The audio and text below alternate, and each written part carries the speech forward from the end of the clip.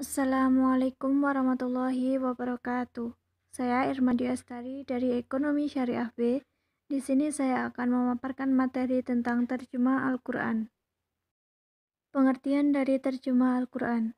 Terjemah secara umum adalah salinan dari satu bahasa ke bahasa lain atau mengganti, menyalin, memindahkan kalimat dari satu bahasa ke bahasa lain. Terjemahan secara khusus adalah mengungkapkan kata atau kalimat dengan menggunakan bahasa lain. Tujuan dari penerjemah Al-Quran.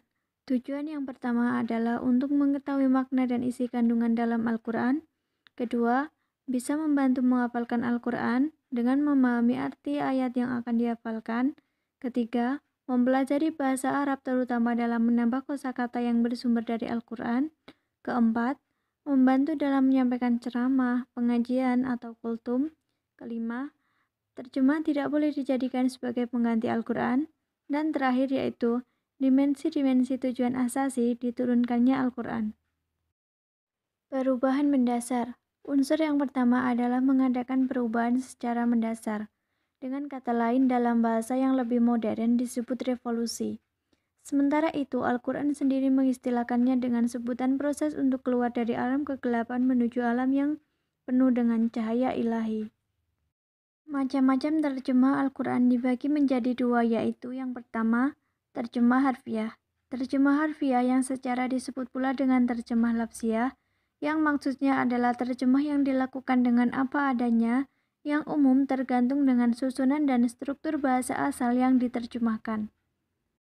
Macam yang kedua yaitu terjemah tafsiriyah. Terjemah tafsiriyah ialah terjemah yang dalam mengungkapkan makna tidak terikat dengan susunan kata per kata yang ada dalam bahasa pertama. Tetapi, yang penting ialah bagaimana mengungkapkan makna-makna yang dikehendaki dengan sebaik-baiknya. Paparan materi yang terakhir yaitu sejarah penerjemah Al-Quran. Pada abad ke-13 Masehi, telah ada upaya penerjemah Al-Quran ke dalam bahasa Indonesia secara manual. Menurut Abdul Qair, naskah-naskah yang diketahui hanya naskah yang berasal dari tahun 1585 Masehi, milik William Marsden, dan naskah tertua lainnya yang ditemukan di Ternate, sedangkan naskah lainnya ditemukan di Masjid Agung Banten yang diklaim sekitar tahun 1553 Masehi, dan naskah terakhir tahun 1891 Masehi yang berasal dari Aceh, berada di Museum Nasional Jakarta. Sekian paparan materi dari saya. Jika ada salah kata maupun ucapan, saya mohon maaf yang sebesar-besarnya.